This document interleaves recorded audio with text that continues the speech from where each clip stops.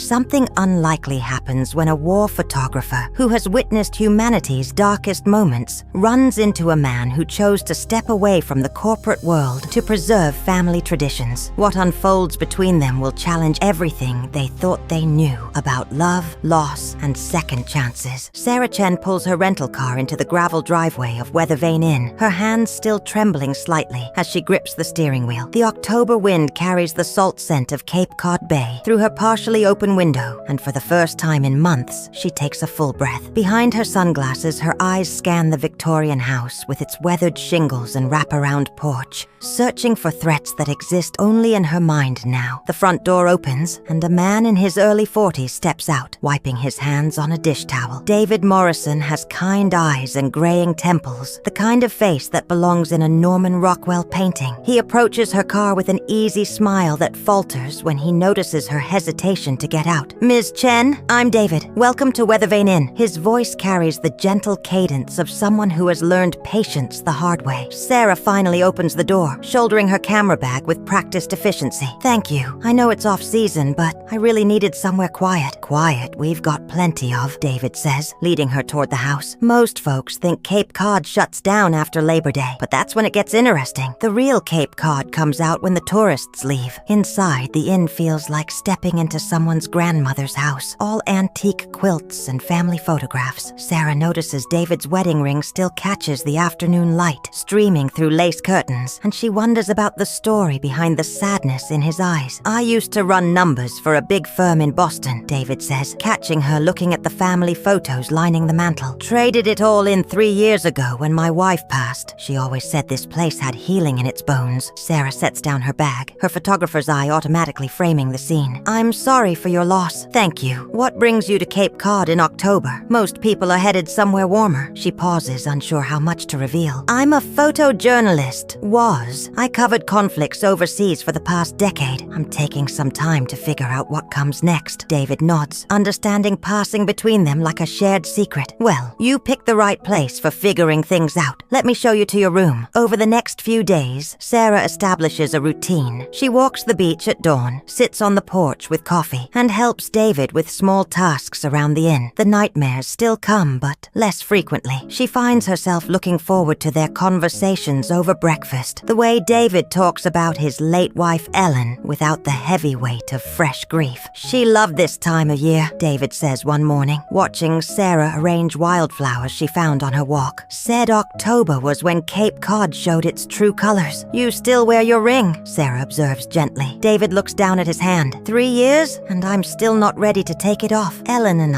we had 37 years together. High school sweethearts, if you can believe that. Sarah's own past feels heavy in comparison. "I've never stayed anywhere long enough for that kind of love. Always chasing the next story, the next crisis." "What made you stop?" The question hangs in the air like morning fog. Sarah sets down her coffee cup, her hand steadying on the warm ceramic. "I was in Syria. There was a bombing at a school. I was photographing the aftermath when I saw this little girl, maybe 7 years old, clutching a broken doll. She looked exactly like my niece back home. Something just broke inside me." David reaches across the table, covering her hand with his. "You don't have to carry that alone anymore." Their fingers intertwine naturally, and Sarah feels something she hasn't felt in years, the possibility of staying somewhere, with someone. The days blend into each other with comfortable domesticity. Sarah helps David winterize the inn, and he shares stories of Ellen's dreams for the place. They cook together, laugh together, and slowly, carefully begin to heal together. One evening, as they sit by the fireplace, David's phone rings. It's his daughter calling from California. "Dad, I know you love that place, but you can't keep running it alone. The offer from the developers is good. You could move out here, be closer to the grandkids." Sarah watches David's face change, sees the conflict there. After he hangs up, the silence stretches between them. "How long have you been thinking about selling?" she asks. "Since Ellen died. Maybe longer. It's just so much work for one person. And Kate's right. I barely see my grandchildren. Sarah feels the familiar pull of flight, the urge to pack her bags before she gets in too deep. Maybe she's right. Maybe it's time to move on. But even as she says it, she realizes she doesn't want to move on. Not from this place. Not from him. The next morning, Sarah finds David in the garden, pulling up the last of the summer vegetables. I got a call from my editor, she says. There's an assignment in Afghanistan. Good money. Important story. David straightens up, dirt on his hands, understanding in his eyes. When do you leave? I don't know if I want to go. The admission surprises them both. Sarah, I can't ask you to stay for me. Not when you have work that matters. What if I stayed for me? The question changes everything. Over the next week, they talk about possibilities neither dared voice before. Sarah suggests turning part of the inn into a retreat for journalists dealing with trauma, combining her experience with David's natural gift for creating healing spaces. Ellen always wanted to do something like that, David says, his voice thick with emotion.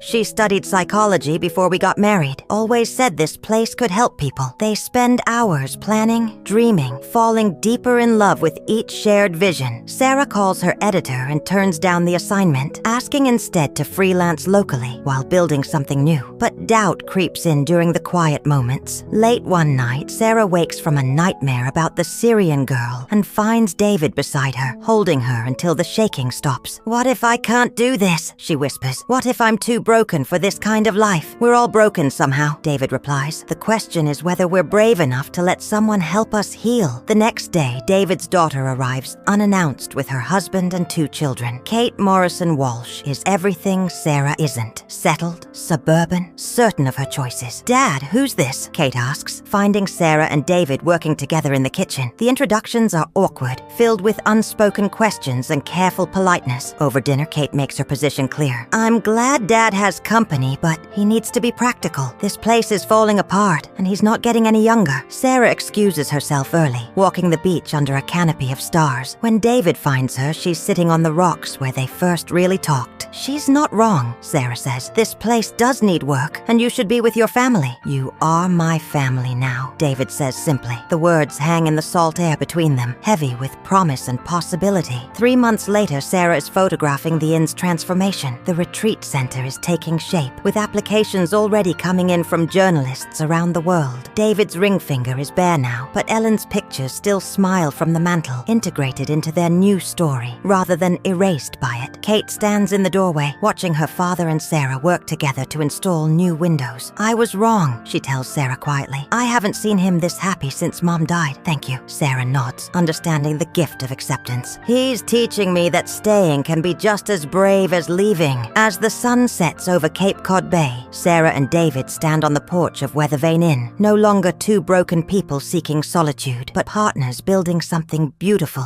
from the pieces of their past. Ready for our first group next month? David asks. Sarah lifts her camera, capturing the moment, the light, the love that found them both when they weren't looking for it. Ready, she says.